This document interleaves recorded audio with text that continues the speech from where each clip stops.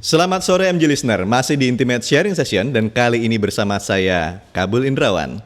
Di segmen ini saya akan mengulik sisi lain dari kehidupan sosok-sosok berpengaruh di negeri ini. Dan hari ini, Media Group, tepatnya Media Indonesia, punya satu gelaran spesial di mana para tokoh berpengaruh di Indonesia unjuk gigi membaca puisi di acara Indonesia Sejati. Festival Bahasa dan Sastra 2021 dalam rangkaian perayaan Hari Sumpah Pemuda juga Bulan Bahasa dan Sastra. Selain para menteri, ada sosok yang juga unjuk kemampuan membaca bait demi bait kata. Siapa lagi kalau bukan Bu Rery Lestari Murdiat, Wakil Ketua MPR RI yang sore ini senang sekali sudah bergabung bersama MG Listener. Selamat sore Bu Rery. Selamat sore, selamat malam, salam sehat buat semuanya. Sehat-sehat selalu Ibu. Ibu, iya. Saya takjub tadi melihat bagaimana Ibu membacakan puisi. Pertanyaan saya, bagaimana Ibu bisa meresapi syair dari Taufik Ismail yang... Iya, betul. Kita adalah pemilik sah Republik ini. Ibu sepertinya meresapi sekali. Enggak, sebetulnya kalau urusan baca puisi saya ingat zaman saya sekolah. Dulu tuh ya, zaman saya sekolah itu membaca puisi itu salah satu bagian dari tugas di bahasa Indonesia. Tugas bahasa Indonesia. Iya, jadi kita tuh ada loh penilaian baca puisi. Menulis juga ada, kemudian membaca puisi. Saya juga pernah waktu SMA ditugaskan oleh sekolah ikut perlombaan baca puisi. Nggak menang sih. Iya. Dan itu jadi kenangan Ibu sampai sekarang ya Bu ya? Merasakan latihannya, begitu. Saya melihat bagaimana Ibu meresapi ketika Ibu mengatakan tidak ada pilihan lain, kita harus berjalan terus karena berhenti atau mundur berarti hancur. Apa Bu menurut Ibu maknanya ini Bu? Betul. Jadi kemarin ketika disodori beberapa pilihan ya, saya langsung tertarik kepada puisi yang ditulis oleh Taufik Ismail. Yeah. Sebetulnya ya, puisi itu sendiri ya, itu kan kalau kita resapi, itu bukan hanya sekedar kata-kata indah. Betul.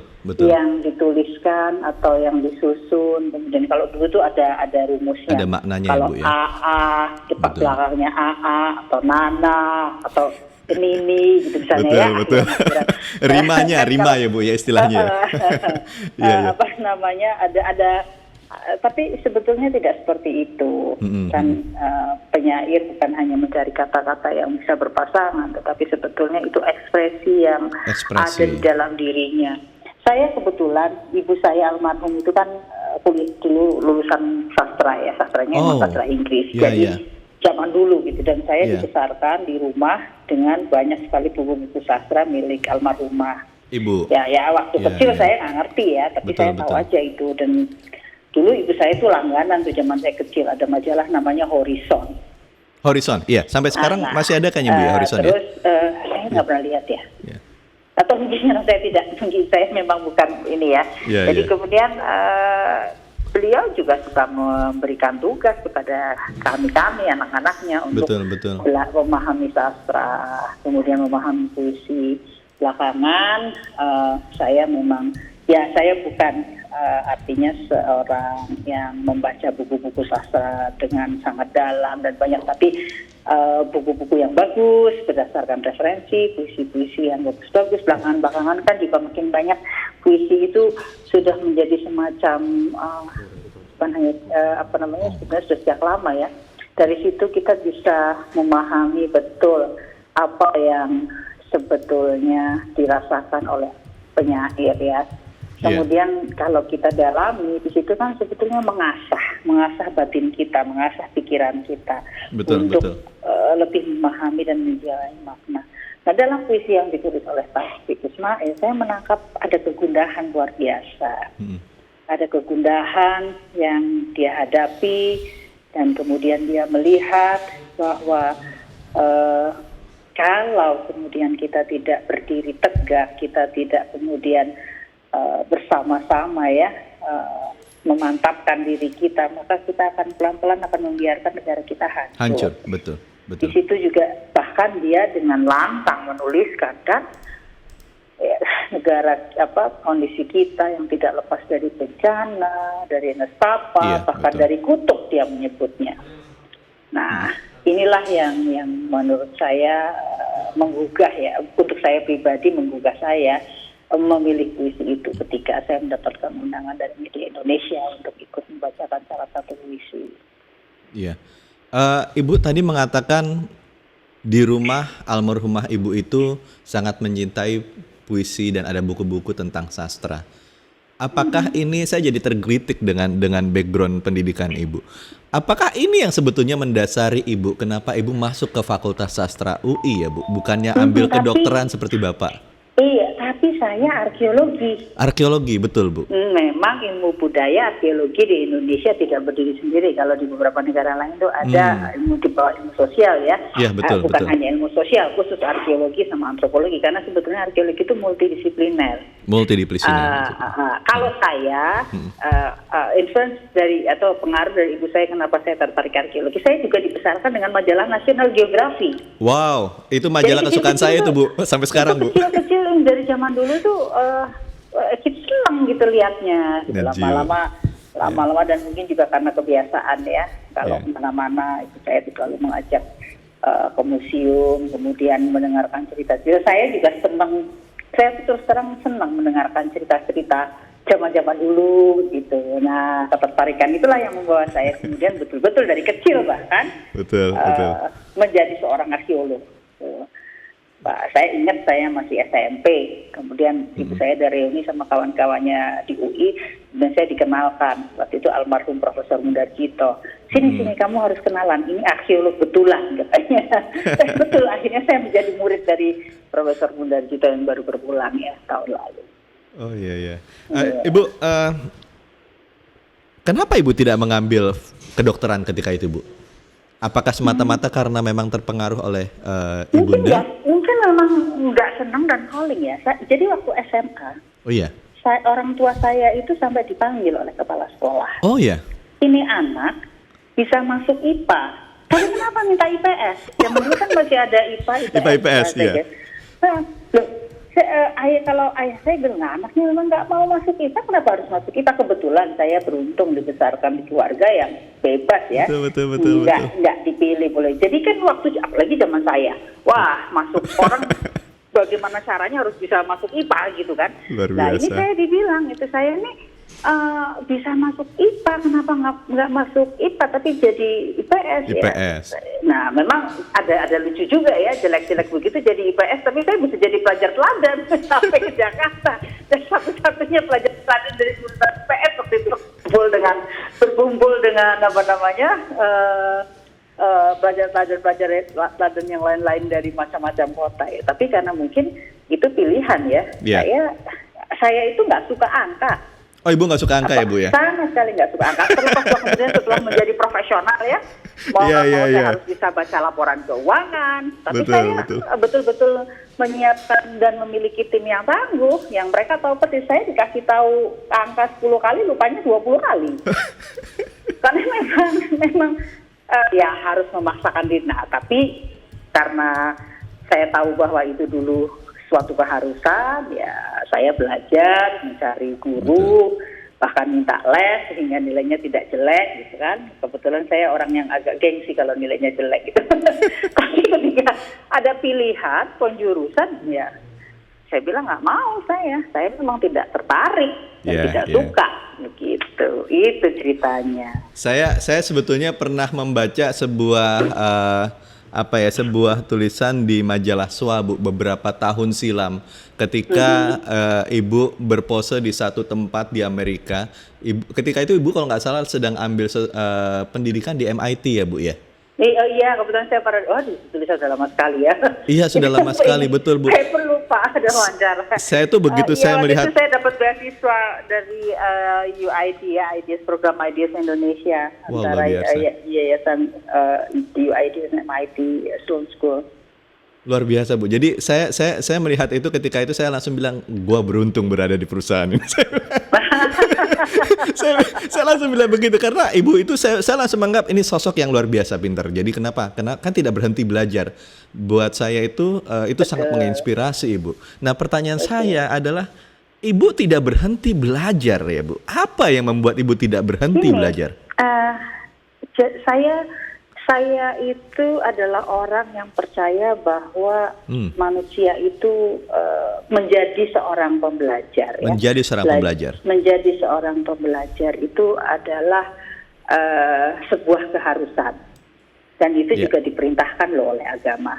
Belajar bukan hanya belajar secara formal ya, tapi mengembangkan diri terus-menerus, kemudian bukan hanya pada satu titik mungkin ketika usia kita muda, kita sedang membangun karir gitu ya.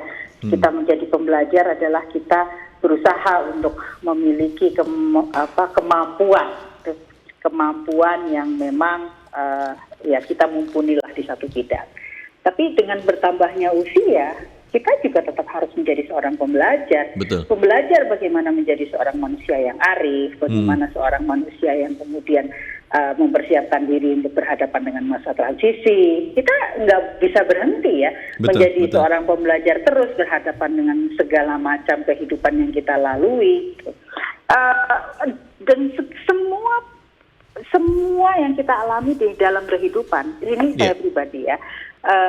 Tidak akan bisa saya lalui dengan mudah kalau saya Ibu tidak belajar, tidak memiliki kemauan menjadi seorang pembelajar. Termasuk ketika tahun 2016, akhir 2016 saya diberitahu bahwa ternyata saya mengidap kanker dan saya harus segera melakukan tindakan-tindakan yang radikal, pengobatan yang radikal. Dan di samping tentu kepasrahan ya dan keinginan untuk berjuang. Menjadi seorang pembelajar itu sangat membantu kita untuk bisa mengatasi masalah-masalah yang kita dapati dalam kehidupan, dan saya rasa itu kemudian menjadi nature saya di setiap itu juga barangkali ya ketika saya sebagai seorang profesional dan seorang eksekutif itu Pak Surya Paloh selaku chairman itu sering memberikan tugas kepada saya untuk ngurusin hal-hal baru-baru gitu ya. Karena sebetulnya yang menjadi pembelajar itu asik. Betul Bu, Kenapa? Saya setuju Bu, betul. Karena di situ kita tuh saya tuh selalu melihat kesalahan itu kesalahan itu sebagai bagian dari sekolah. Iya.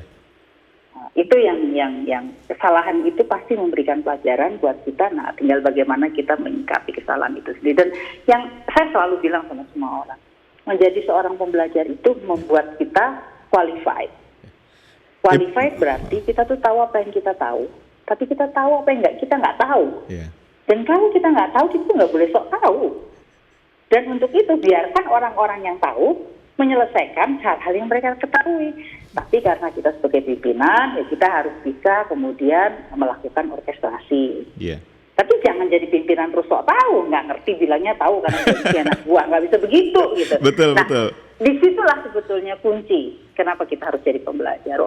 Ada basis keilmuannya lah Bu ya. Betul, di perusahaan misalnya ya, ketika saya menjadi pimpinan perusahaan, banyak anak muda jago-jago luar biasa, dan saya bersyukur bisa menjadi pimpinan mereka karena saya bisa rely on mereka. Mereka bisa kemudian menjalankan tugas-tugas pelik dan mereka bisa mendampingi saya dan bersama-sama membangun sebuah kepercayaan tanpa saya harus kemudian harus mengerti apa yang mereka kerjakan gitu. Tapi karena kita memiliki sifat pembelajar, tapi paling tidak kita general, kita bisa tahu. Saya rasa ya sebetulnya kalau kita bicara ya dalam budaya kita ya, sebetulnya menjadi pembelajar itu diajarkan, bukan hanya diajarkan oleh agama, budaya kita itu juga mengajari begitu. Ya, satu keharusan sebagai seorang Muslim, seorang manusia itu memang harus belajar, Bu. Betul. Dan saya jadi Ibu ngomong soal belajar, Ibu bicara soal transisi. Saya kok dilalah kelingan, saya jadi ingat waktu Ibu promosi dokter ya, Bu ya. Saya kebetulan nonton, Bu. Saya menyaksikan itu, Bu. Jadi ketika itu ada satu kalimat Ibu yang saya nyantol banget. Ibu bilang begini, organisasi itu butuh kepemimpinan yang kuat. Bagaimana Ibu bisa sampai pada kesimpulan bahwa organisasi butuh kepemimpinan yang kuat? tanpa menjadi otoriter ya Bu ya, tanpa menjadi otoriter. Bukan hanya kepemimpinan yang kuat, tetapi kepemimpinan dengan hati, kepemimpinan dengan hati. Ya, karena begini, sekali lagi, organisasi yang sehat adalah organisasi yang memberikan ruang untuk semua orang tumbuh. Betul. Organisasi yang baik adalah organisasi yang mampu melakukan kaderisasi dan mampu melahirkan pemimpin-pemimpin baru. Pemimpin yang berhasil adalah pemimpin yang mampu melahirkan pemimpin-pemimpin baru menggantikan dia. Itu kaderisasi baru, itu kuat. Ya. Nah, inilah sebetulnya tantangan bagi kita semua, bagaimana dalam membangun sebuah organisasi. Kalau kita bicara korporasi misalnya, kita dapat membangun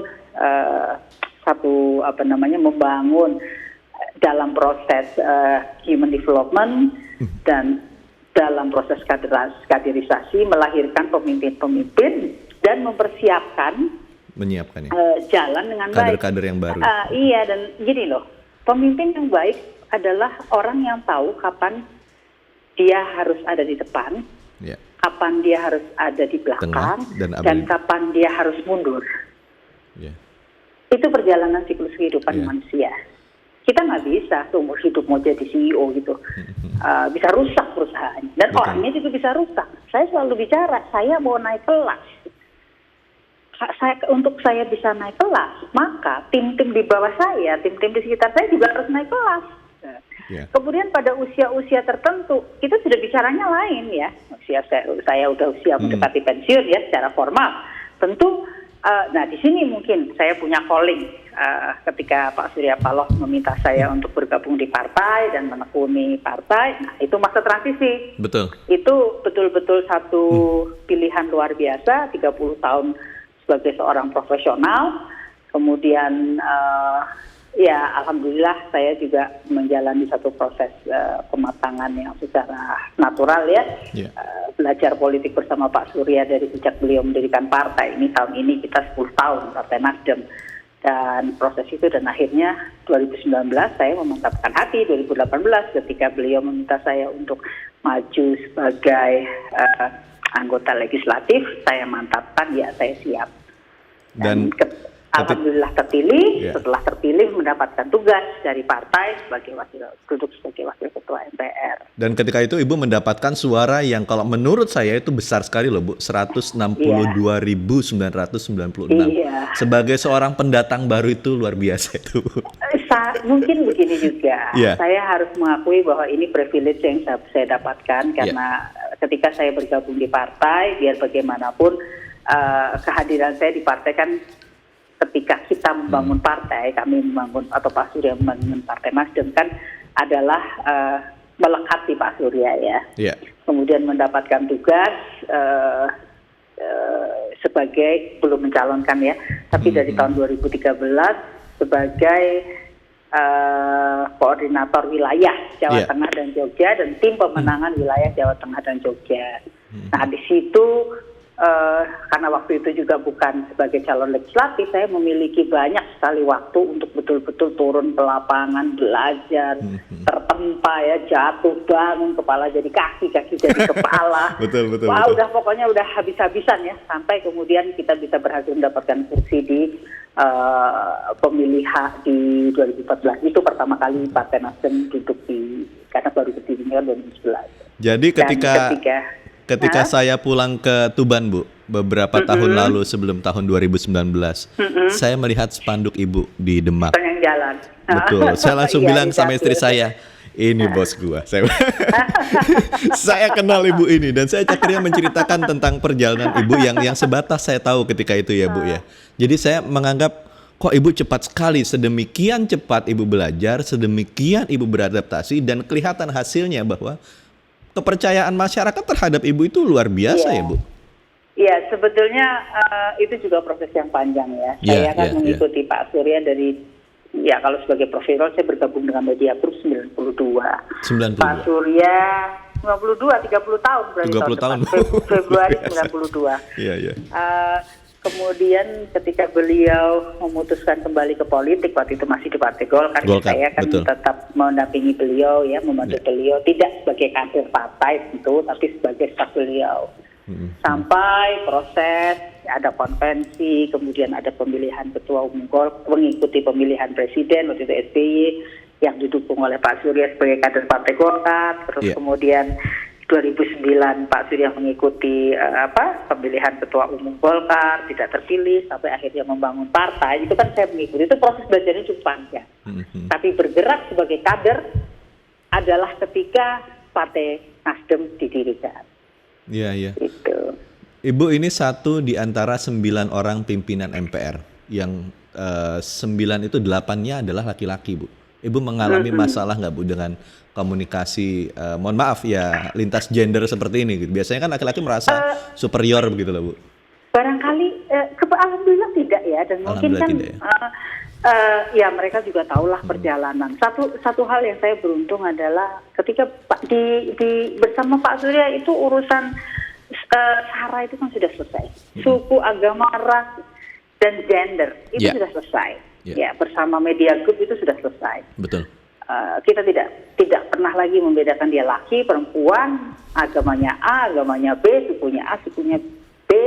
Itu sudah selesai jauh sebelum saya masuk ke politik. Bahkan ketika saya masuk, saya sudah dihadapkan satu situasi di mana permasalahan itu sudah selesai. Gitu. Betul. Dan sebagai pimpinan, Pak Surya mengajarkan kepada kita semua dan kepada saya, belum menjadi bawahannya langsung waktu itu, bagaimana memberikan ruang seluas-luasnya untuk tumbuh dan untuk belajar. Dan barangkali sebelum saya bergerak di politik juga, rekan-rekan juga sudah cukup, meskipun tidak mengenal pribadi, beberapa mengenal pribadi juga, interaksi baik dalam kapasitas saya ketika masih memimpin media group ya, sebagai CEO, ataupun juga dalam kapasitas saya sebagai elit partai, yang waktu itu mereka kenal belum duduk di parlemen. Jadi tidak ada kesulitan. Tidak ada kesulitan lah, alhamdulillah. Ada rasa yang berbedakah, Bu, ketika Ibu memimpin media group, kemudian Ibu menjadi pimpinan DPR yang kalau saya bilang Ibu bertanggung jawab pada 270 juta rakyat Indonesia? Iya, tentu ada ya. Tentu ada ya. Begini, ketika bahkan sebelum duduk sebagai wakil ketua MPR ya, ketika kemudian dari 2014 badannya masih setengah-setengah. Jadi di 2013 masih setengah-setengah. Secara formal saya masih bekerja dan memimpin ya. Memimpin korporasi dan mulai mempersiapkan kaderisasi ya pada saat itu, karena saya tahu persis bahwa saya jelaslah arahnya lah. Saya tahu Pak Surya akan membesarkan partai dan pasti saya harus menjadi bagian yang ikut bersama-sama untuk membangun partai. Jadi sambil berproses ya, berproses mempersiapkan proses kaderisasi dengan baik. Saya juga memasuki dunia politik, itu banyak sekali hal-hal yang sangat-sangat berbeda dengan dengan bagaimana kita mengelola sebuah perusahaan secara profesional. Kalau orang Jawa ya, ada kalimat tuh begini, sing bener durung tentu pener. Sing bener ya, durung tentu pener. Pener, bener itu belum tentu pener loh. Pener. Artinya, Bu?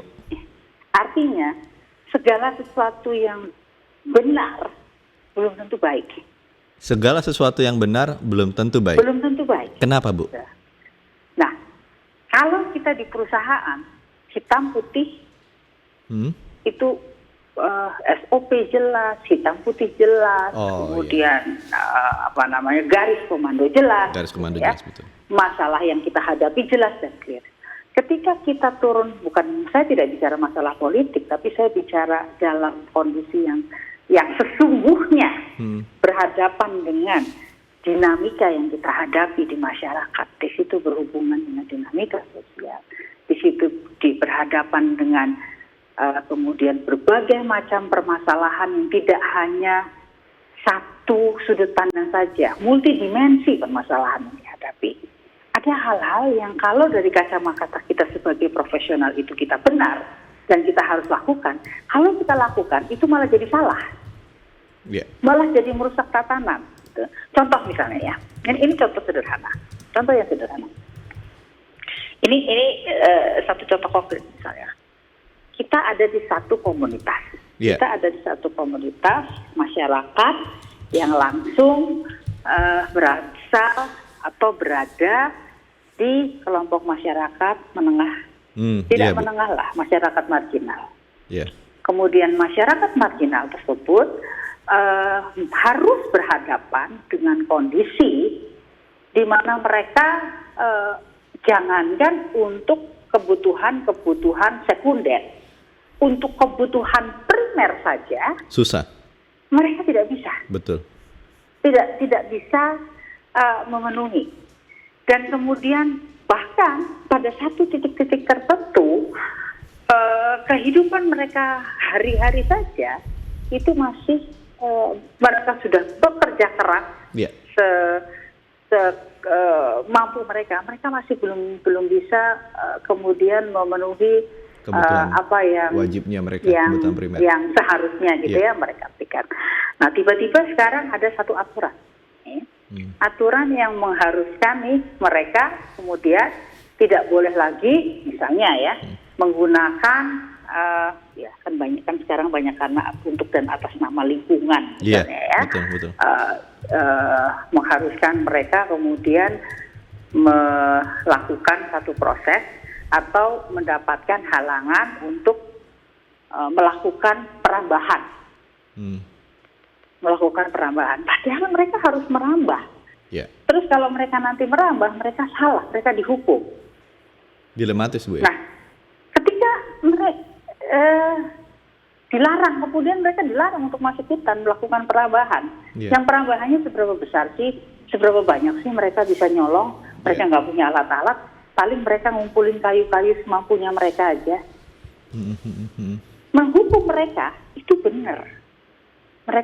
Karena mereka dianggap masuk ke wilayah hutan yang tidak boleh dirambah.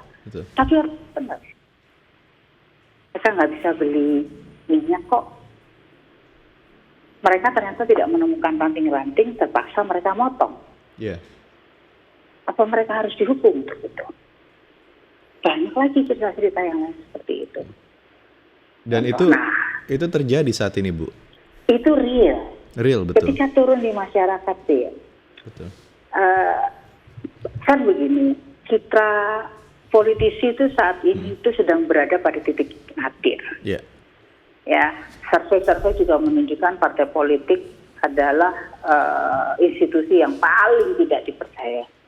Ketika saya memutuskan akhirnya menjadi caleg, yang datang kepada saya, sahabat-sahabat saya yang marah itu banyak. Saya bilang, lu takut ya sama Surya Paloh, lu nggak bisa ngelawan. Ibu, ini menarik Bu, kita lanjutkan. Saya akan menggali lebih jauh tentang cerita Ibu yang terakhir ini menggali menarik sekali. Tadi satu cerita Ibu yang betul-betul membuat saya terenyuh itu adalah saya mengingat seorang kakek di Garut, Bu.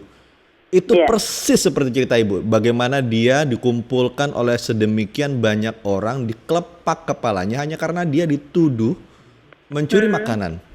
Hanya mencuri makanan, Bu. Jadi menurut saya ini sangat tidak adil sekali gitu. Dan apa yang Ibu ceritakan itu sesuatu yang konkret saat ini, Bu. Betul.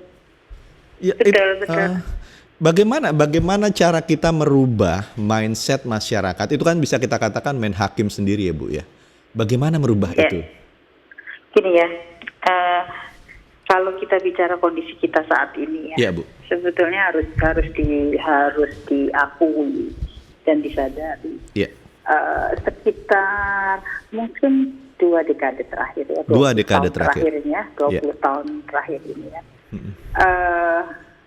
Kita nggak tahu mulainya bagaimana, asal mulanya, apalagi setelah reformasi ya.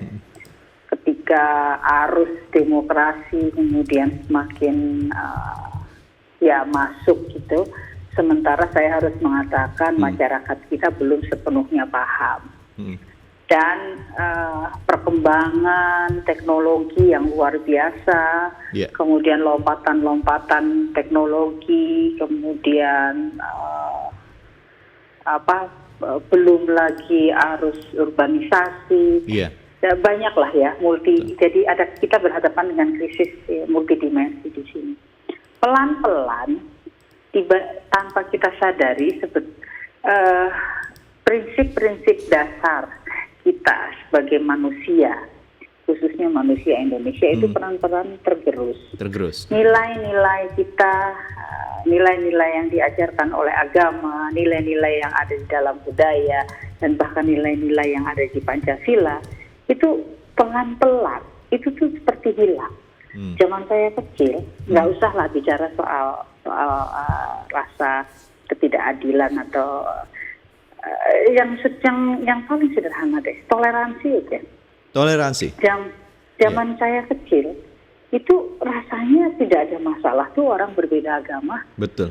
Tidak ada masalah itu tuh kita ada di satu komunitas ketika kita berbeda, tidak ada masalah, kita tidak harus menjadi bagian dari komunitas itu. Betul. Tapi kita kita tetap bisa menjadi bagian dari komunitas itu tanpa kita harus mengganti identitas kita. Betul. Tiba-tiba sekarang semuanya tuh seperti terkotak-kotak, kita kaget-kaget sendiri, dan berbagai macam situasi yang terjadi. Belum lagi ditambah mungkin himpitan ya, rasanya juga himpitan tekanan-tekanan sosial, tekanan-tekanan ekonomi membuat kemudian masyarakat seperti kalau kita harus jujur penyaluran energinya itu seperti jadi tiba-tiba itu bisa meledak-meledak nggak karuan. Hanya untuk hal kecil, hanya untuk satu kesalahan gitu misalnya, bisa digebukin sampai mati gitu misalnya. Dibakar bahkan. Atau bahkan dibakar bahkan ya. Atau kemudian tindakan-tindakan yang di luar batas kemanusiaan. Katakan misalnya, kita baru beberapa tahun yang lalu saya tindakan main hakim sendiri. Terus dianggap karena bukan muhrimnya, dianggap ini bukan suami istri, atau dianggap melakukan kegiatan yang melanggar lah norma agama. Diarak secara telanjang, hal-hal yang zaman dulu tuh nggak pernah terpikir loh. Betul. 25 tahun yang lalu, 30 tahun yang lalu nggak ada penghakiman seperti itu. Nah, inilah yang sebetulnya membuat kita ini miris ya. Dan saatnya kita memang harus kembali berbenah, kita harus kembali lagi kemudian menanamkan lagi nilai-nilai yang kita miliki. Karena nilai-nilai yang ada di Pancasila sebetulnya itu kan nilai-nilai kearifan yang ada di dalam agama, yang ada di dalam budaya. Tapi satu sisi saya tidak menyebutnya ini sebagai blessing. Saya nggak tahu apakah ini blessing atau apa ya. Tapi ketika kita berhadapan dengan pandemi, saya pribadi cukup bersyukur karena tiba-tiba nilai-nilai yang dulu itu sempat hilang muncul lagi. Betul. Alam bawah sadar kita itu memerintahkan kita untuk saling bergandengan tangan. Alam bawah sadar kita memerintahkan kita untuk saling menjaga, dan alam bawah sadar kita, kalau dulu ada orang kelaparan kita biarkan, sekarang alam bawah sadar kita dari semua lapisan, dari yang paling memiliki sampai yang kemudian hanya dalam batas yang sangat minimum, sama-sama berusaha untuk bisa menyelesaikan masalah tidak sendirian. Contoh, kita lihat ya solidaritasnya ada di daerah yang bukan daerah kaya lah. Mereka mengumpulkan apa yang bisa mereka kumpulkan dari halaman, mereka taruh di pagar, silahkan siapa yang mau ngambil, nanti yang lain nukar barang apa gitu. Penghasilan mereka cuma bisa beli kerupuk, ngasih kerupuk, yang bisa kasih beras gitu. Dan itu merata. Nah, itu kan sebetulnya membangkitkan lagi nilai-nilai yang ada di waktu yang lalu ya. Nah, kembali lagi kan ke cerita tadi mengenai seorang bapak di Garut, kemudian apa yang saya ceritakan tadi, ada seorang yang dihukum karena merambah hutan, kemudian mengumpulkan kayu bakar karena dia perlu kayu ya untuk memasak misalnya ya. Nah, berbagai macam krisis multidimensi inilah yang sebetulnya menjadi tantangan kita. Dan itu tadi kalau kembali ke pertanyaan sebelum kita break, itulah sebetulnya yang saya temukan ketika saya kemudian selama perjalanan saya ya berpolitik sebagai kader ya, dan akhirnya memantapkan saya untuk ya ini calling dalam usia yang sudah ya lebih dari separuh baya. Kemudian juga saya juga tentu kan kalau di korporasi begitu, saya sudah waktunya juga saya untuk minggir, memberikan kesempatan ada anak-anak yang jauh lebih muda, lebih memahami, kemudian bisa mengikuti perkembangan zaman. Nah, kita ini yang tua ini yang mengayomi lah gitu kan. Kita sudah melihat sisi-sisi lain yang memang kemudian kalau buat saya pribadi, saya merasakan bahwa ini adalah satu perjalanan saya di kehidupan saya ini ya, perjalanan yang memang harus saya lalui karena ada masalah-masalah lain yang selama ini tidak saya lihat ketika saya sebagai seorang profesional, dan rasanya masalah di sinilah saya kemudian bisa betul-betul pada usia saya sekarang ya, kemudian melakukan hal-hal lain yang mudah-mudahan juga bisa memberikan kegunaan lah. Dan ya itu tadi, kalau awalnya dulu membangun karir sebagai seorang profesional, ya saat ini ya saya membangun karir saya sebagai seorang kader dari partai politik. Kira-kira begitu. Saya menangkap dari kalimat Ibu ini ada sebuah tujuan mulia kenapa Ibu meninggalkan dunia profesional menjadi seorang politisi. Pertanyaan saya adalah, mau sampai kapan Ibu seperti ini? Begini, saya terus terang, saya harus jujur mengakui, ini saya ya bahwa kemudian ini saya jalani ya, karena saya melihat Pak Surya Paloh. Melihat Pak Surya? Ya, 30 tahun bersama beliau, saya melihat perjuangan beliau, saya melihat bagaimana beliau membangun korporasi ini. Saya ikut di jatuh bangunnya korporasi, dan kemudian pada satu titik ketika beliau sudah berada pada situasi yang mapan, nyaman, beliau mau bersusah-susah payah untuk kemudian terjun dan menyakiti diri sendiri. Dulu saya sering bilang, Bapak, ngapain sih kita susah-susah, Pak? Nih, apalagi Bapak, ngapain sih susah-susah, Pak? Ini, aduh, apalagi kalau kemudian saya dapat komplain dari teman-teman, aduh, susah deh kita, ownernya orang politik, nggak bisa dapat iklan. Wah, itu pusing loh saya dengernya gitu ya. Tapi kegigihan beliau, mulai dari, sederhana aja, dibalik ketika pertama kali bikin Metro TV, susahnya setengah mati. Ada program yang tidak ada iklannya sama sekali. Betul. Kata Pak Surya, nggak bisa. Ini ideologi. Kita harus membangun bangsa ini. Gitu. Kita nggak bisa. Kita sampai dulu saya ingat sekali, boleh dong Pak, kasih dong ada hiburan. Atau ada mau blocking saya ingat sekali. Itu loh zaman dulu tuh yang jualan-jualan. Kalau sekarang jualan online ya. Tapi zaman dulu tuh ada yang TV shop, home shopping itu, long shopping loh. Mau ngambil Pak, itu tengah malam kok Pak, jam 12 malam sampai jam 5 pagi gitu di Metro TV gak ada yang nonton. Dia bilang nggak bisa, ini pembodohan. Atau isi dong, boleh kali ada drama sedikit, itu nggak bisa, ini TV berita. Dan beliau kekeh, berdarah-darah, setengah mati sampai kemudian beliau buktikan bahwa ini adalah bagian dari nilai perjuangan. Begitu juga yang dilakukan dengan partai. Nah, inilah yang betul-betul menginspirasi saya dan mengilhami saya bahwa apalagi secara pribadi ya, juga karena interaksi saya dengan beliau. Waktu beliau mendirikan partai, wah saya tuh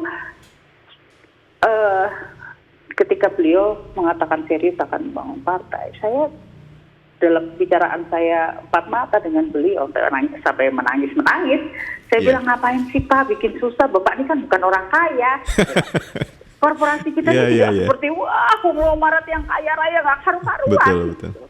panjang lah berdebatnya, dan saya merasa aduh, bagaimana saya nanti harus menjelaskan kepada para senior yang ada, ya meskipun sebagai CEO kan masih banyak senior yang ada di perusahaan ya. Betul. Bagaimana menjelaskan kepada para senior di perusahaan, sekarang aja saya sering dikomplain, ini ngapain sih Pak Surya begini, aduh kita susah dapat iklan, aduh kita kontrak kita batal karena begini, sering sekali gitu.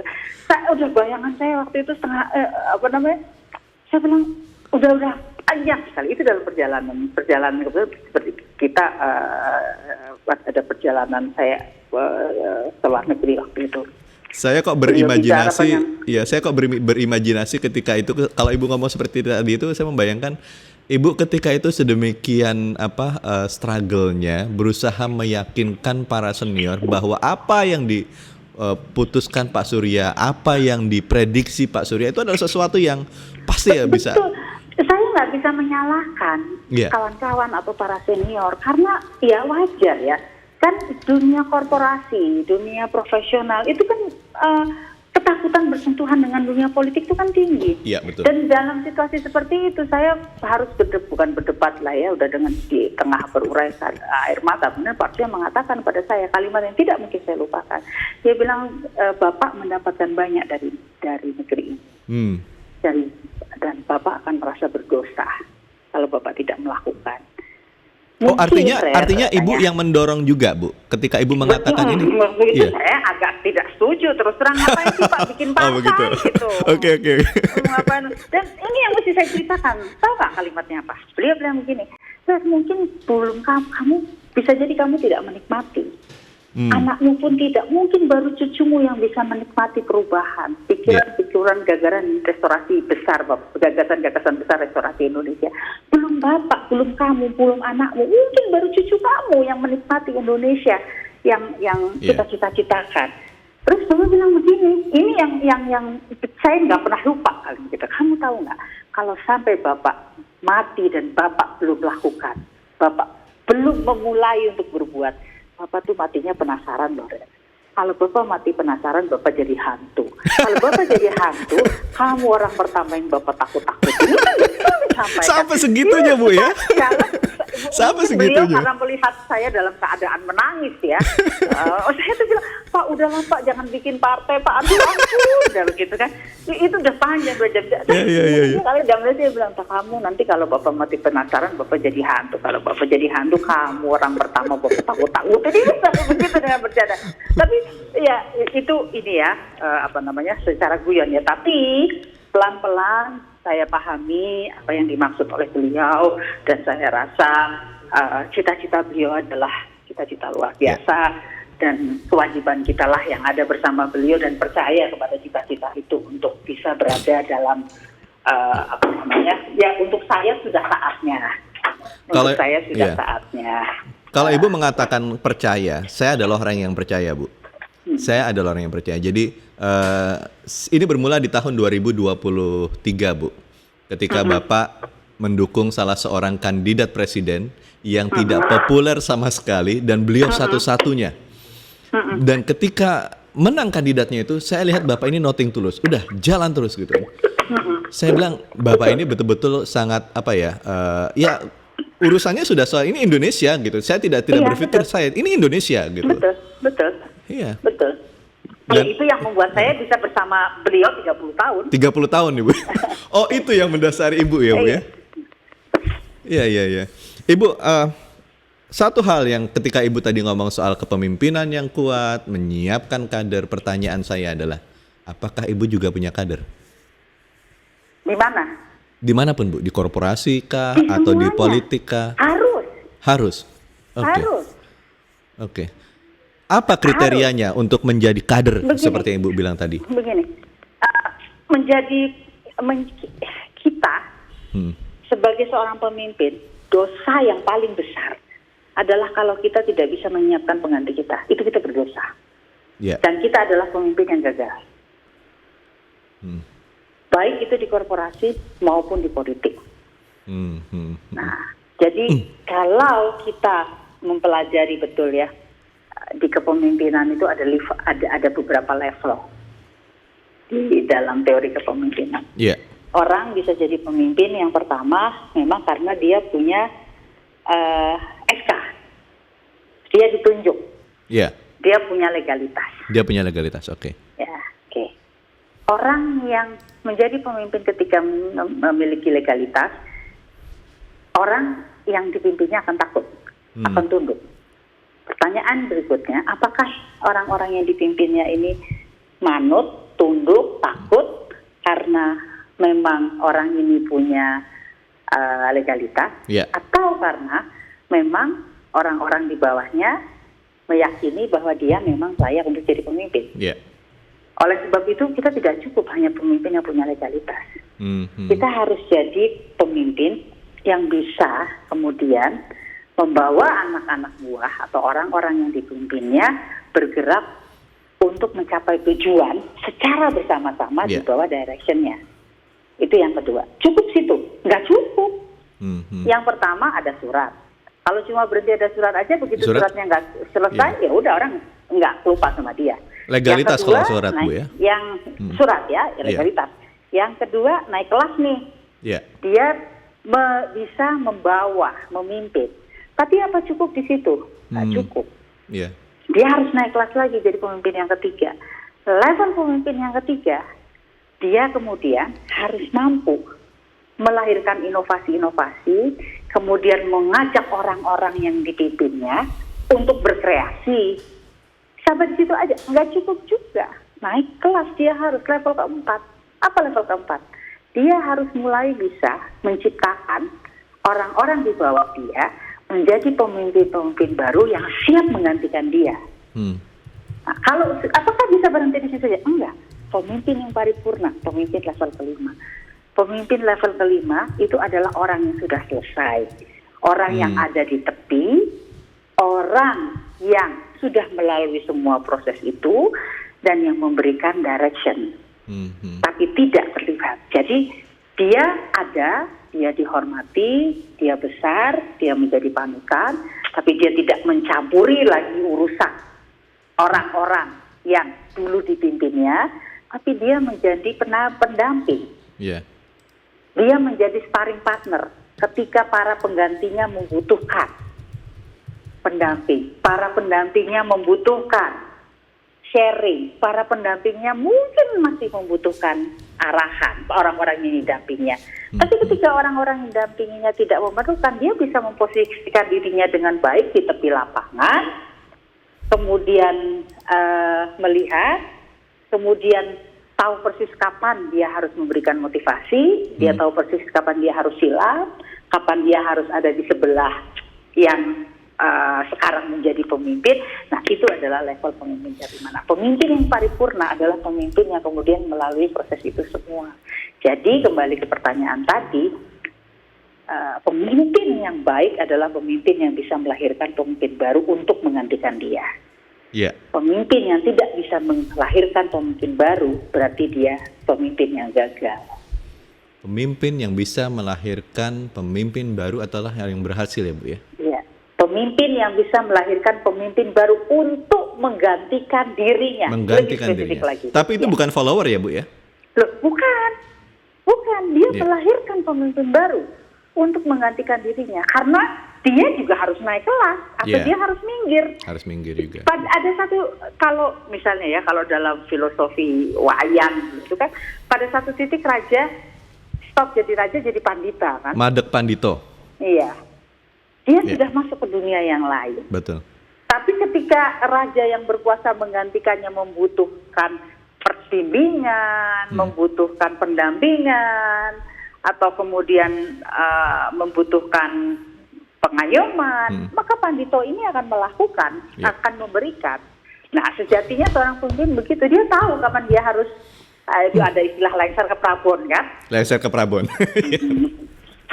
Ibu, kita sudah bicara tentang kepemimpinan, bagaimana Ibu menginspirasi tentang itu.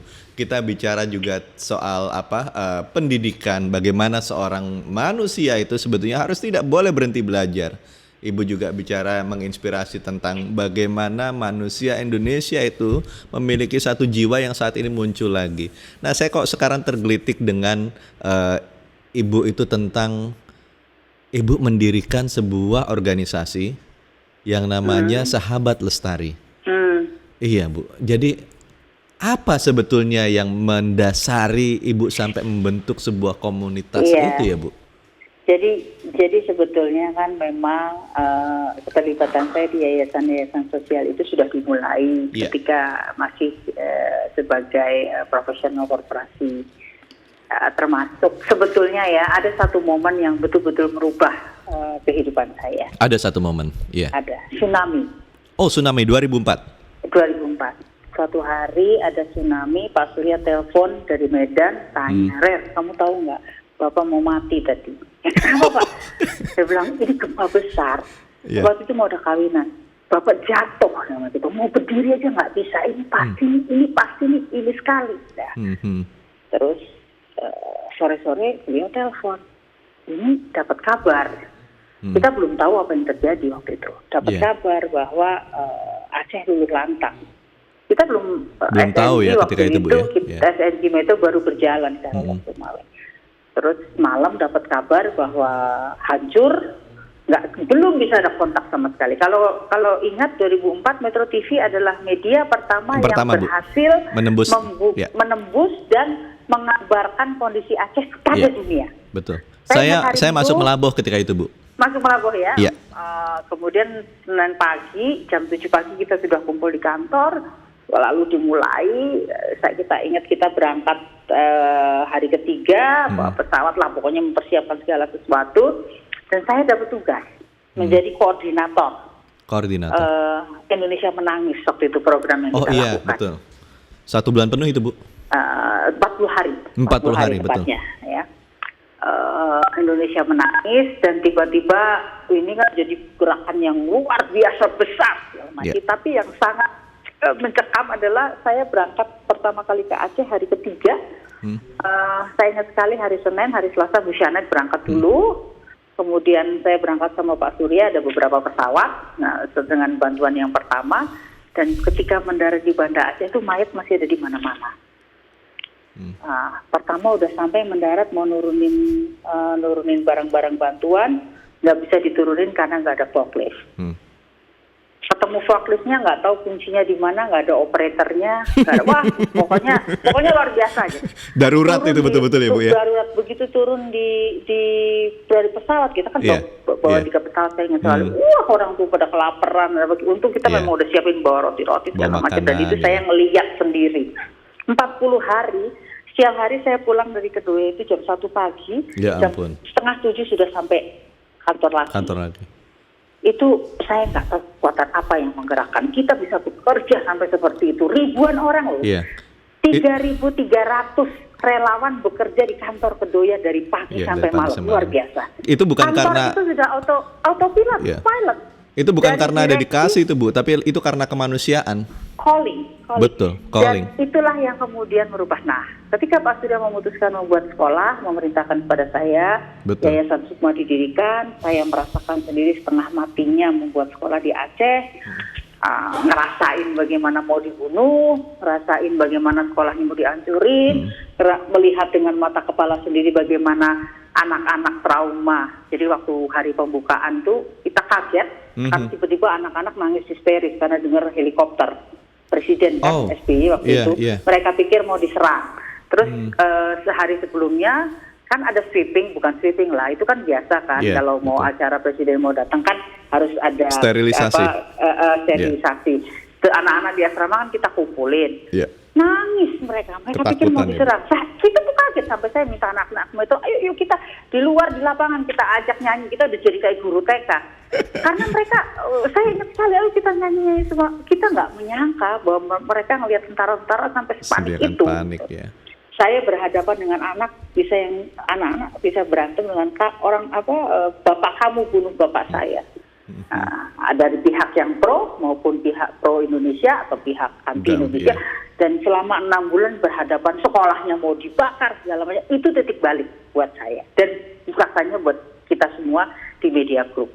Nah, disitulah kemudian saya betul-betul secara intens mulai menekuni kegiatan kemanusiaan, dan apalagi setelah kemudian saya memantapkan hati untuk turun sebagai legislator. Harus ada satu wadah yang bisa nanti menjadi tempat bagi saya ya berkomunikasi dengan publik ya.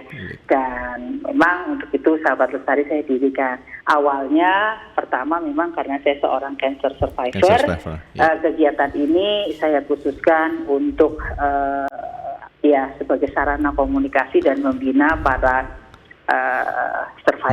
cancer survivor khususnya dari perempuan-perempuan dari, kalau di ibu kota sudah banyak lah ya wadah-wadahnya ya, dari kelompok menengah bawah yang perlu pendampingan. Dan saya bersyukur saya kemudian bertemu dengan teman-teman perempuan survivor dari daerah yang namanya Pancakom, Pantura Cancer Community, itu banyak Pantura Cancer Community. Iya. Ibu-ibu dari Pancakom inilah yang kemudian menjadi partner dari Sahabat Lestari sekarang melakukan sosialisasi di situ awal masuknya.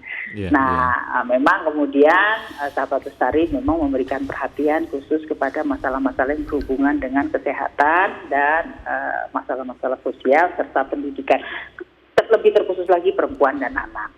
Iya. Bu, luar biasa Bu.